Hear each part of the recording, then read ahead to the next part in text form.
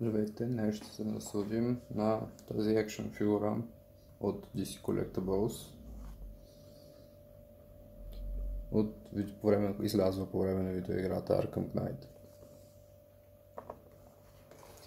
Кутията не е в перфектно състояние, но фигурата е втора употреба.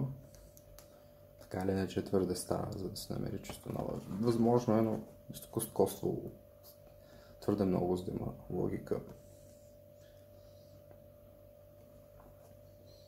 Логото е гланцирано. Ето е другата страна. Текста комисар Гордън 8, номер 8 от серията. Интересното е, което не съм виждал при други кутии, че има дупки от тази страна.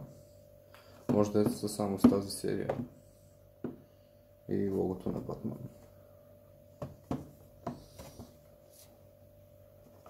Скулптурата е дело на Gentle Giant Studios, което се превежда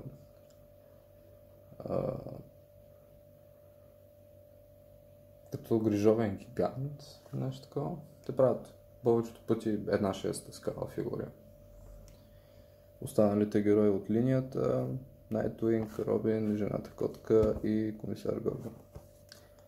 Честно казано, преди макфлейнската версия това беше най-добрата Жена котка.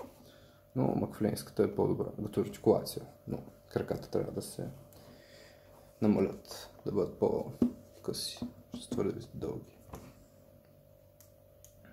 Ето го логото отново блъскаво. Така, и е време за същинския анбоксинг.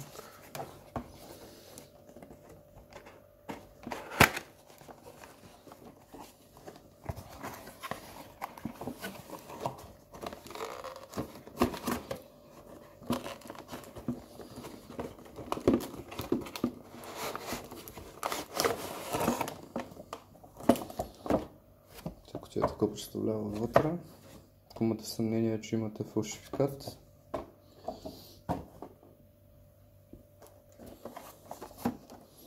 така изглежда от блистъра отвътре.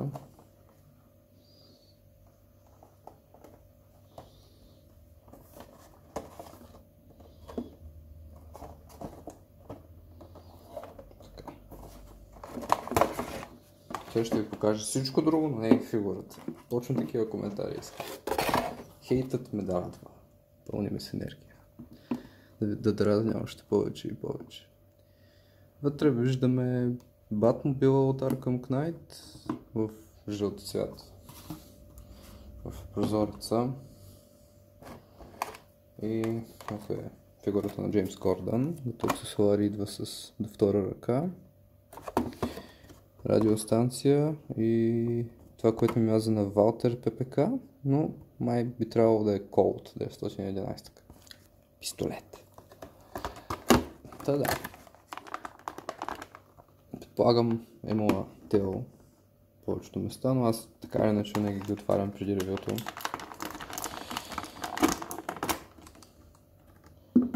Джим.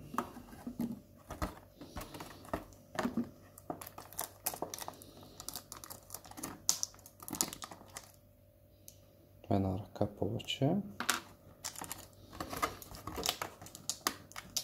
Радиостанция. Си говори с техните. И подобието на пистолета. Но, като се замисля, Марвел правят после. Така че сме една крачка по-близко до това, което би могло да е по-добре.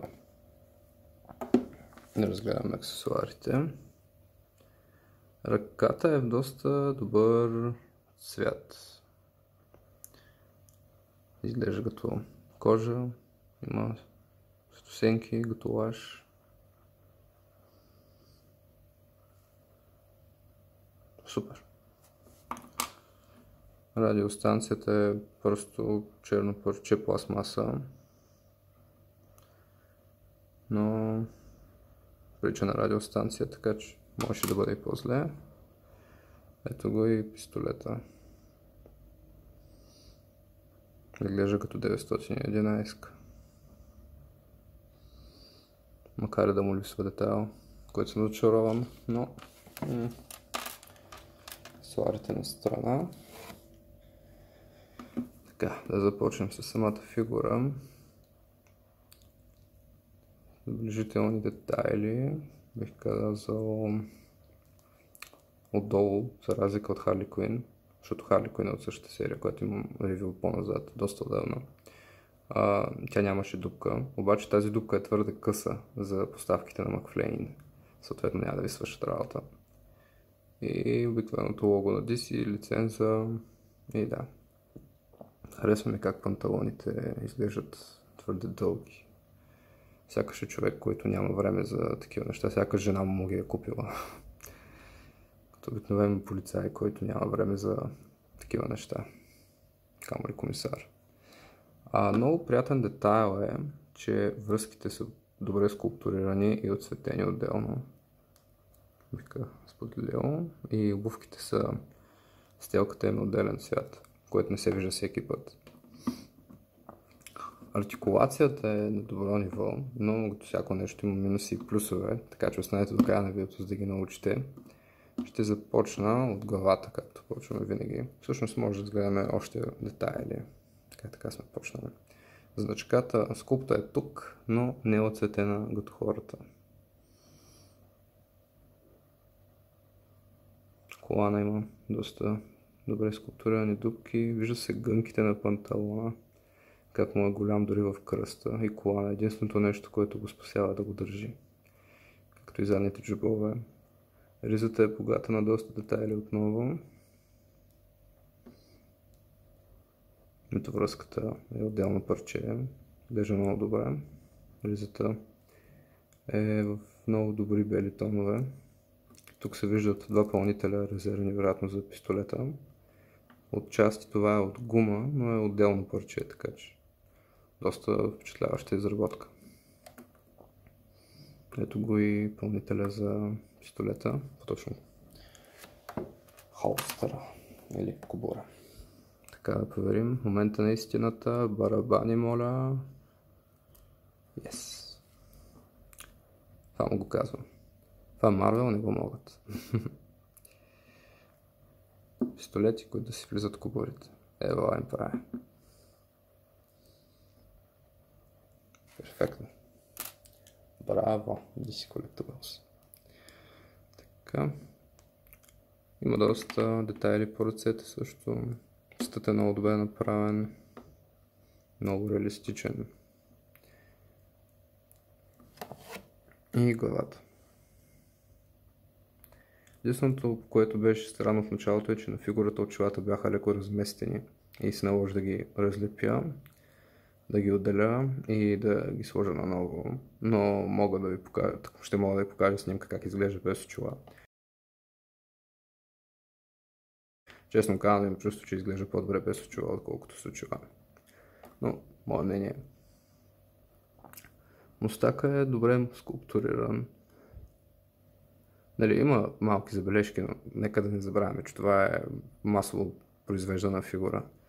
Не е, например, едно от едно или къстъм, така че може да се довърши. Не е нещо особено. Косата разполага с много приятен лаш. Но бих искал да добавя оная брадясалост, която героя има, защото той винаги е заед с нещо. Така, толкова за детайли.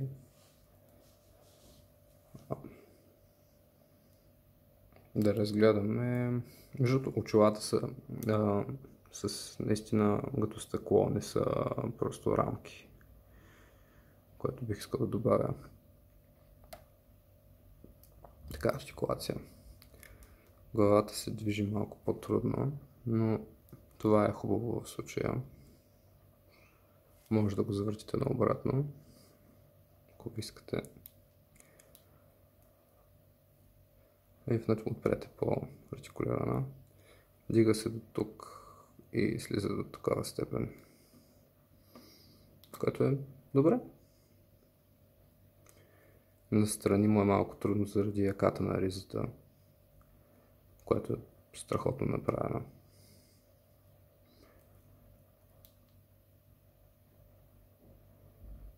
Може да я дига до тук отстрани. което дори повече от нормално за базов Джим Гордън е доста добре. Даже мисля, че това е най-добрата фигура произвеждана до този момент. Макфлейн така и не са се възползвали от потенциала на този герой. Ръцете могат да се дигат до тук, но нали, това не е никакво ограничение, защото винаги може да ги завършите. Малко по-стара фигура и не е използвана толкова за игра и ставите си по-корави, като всяка нова фигура, нали, запазена е. Ръцете имат става единствена.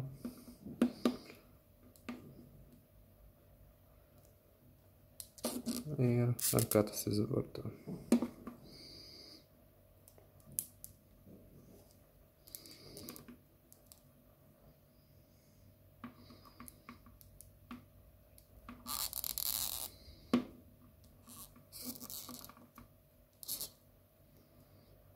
Това са от малко по-старите, даже съм чувал чупливи фигури, така че ще внимавам малко повече. Бих ви поръчал същото, ако имате други фигури на DC Collectibles. Особено по-старите от предишните игри доста са се трошали. Ръката отново има такъв лек лаш. И ръцете могат да се дигат до тук и до тук. За другата ръка е абсолютно същото всичко. Тук има една скрита артикулация, много приятно прикрита, която му позволява да се завърти торса толкова настрани и толкова насам. Може би може и повече, но е с риск да го щупя, което не искам да направя да правя. Както казах, тези фигури са повече като статуетки, отколкото екшън фигури. Няма кът в колана, което е загуба, що можеха да го добавят вместо тази там част. Краката са доста добре артикулирани. Честно казано, в бъдещ момент, ако намеря подобни ръце, бих сложил, например, другия ръце от друга фигура, така с ръкав, за да може да има повече артикулация, но и до някаква степен ми допада, че една става, защото по-красиво изглежда, по-реалистично. Както казах, тази серия са повече базирани като статуетки, отколкото екшън фигури. Не са толкова за много пози.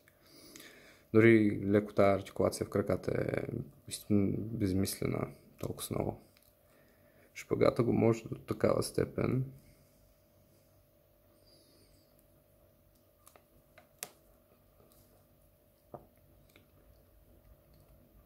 Има такъв кът трязък в крака, който позволява да се върти на всяка една посока. С другия е абсолютно същото. И има доста добра двойна става и двата крака. Значи по принцип аз малко е седяла статична, явно през повечето години, защото тя е от мисля 2014 и 2015 тази фигура произвеждана. Това е старичка.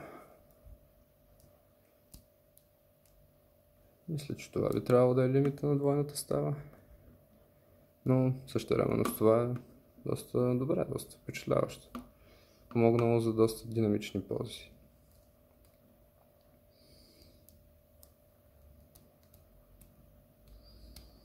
Иначе едната става си на 90 градуса, както е стандартно.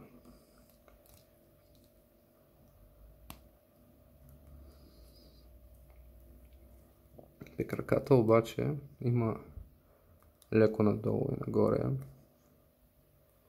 но не толкова особено. И се завъртат леко настрани.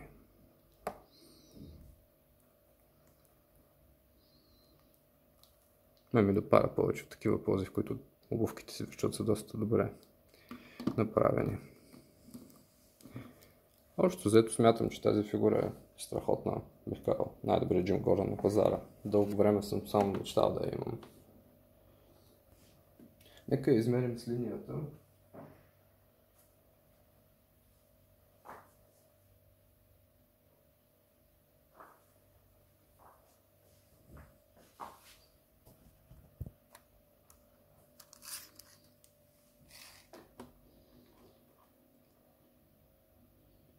Височината му е към 6, може би 6-7 инча, 6,6-7 инча, но си пада страхотно в 7-инчовата скала.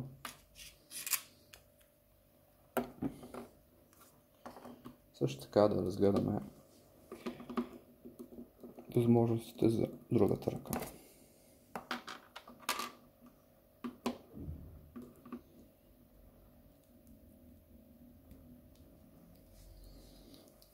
Ето е другата ръка. Страхотно съвпада с цвета на кожата.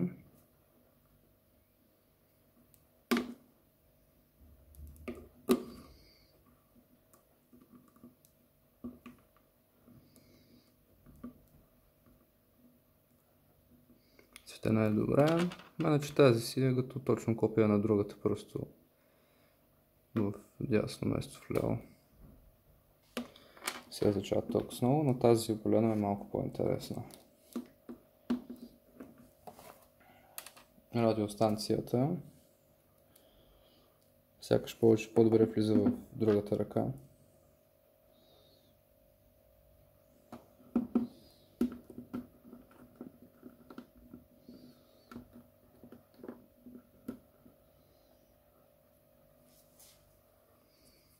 Но като цяло я държи достатъчно добре, че да не пада.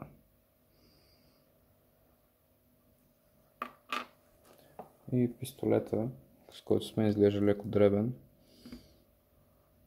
Също перфектно влиза в ръката му. Малко е дребничък, поне според мен, аз затова му давам един друг на дисплея, когато е. Но общо взето, дори ето така да си вземете фигурата просто по този начин, си е файн.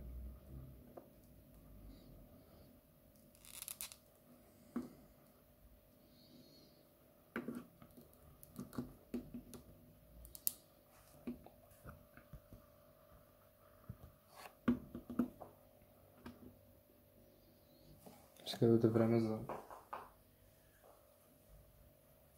сравнение на размера и височината спрямо други фигури. Ето го как изглежда сравнение с Батман на McFlane, къстъм фигурата, която работи. Мен работят доста добре заедно. Височина. Да е високо почти колкото до рамото му.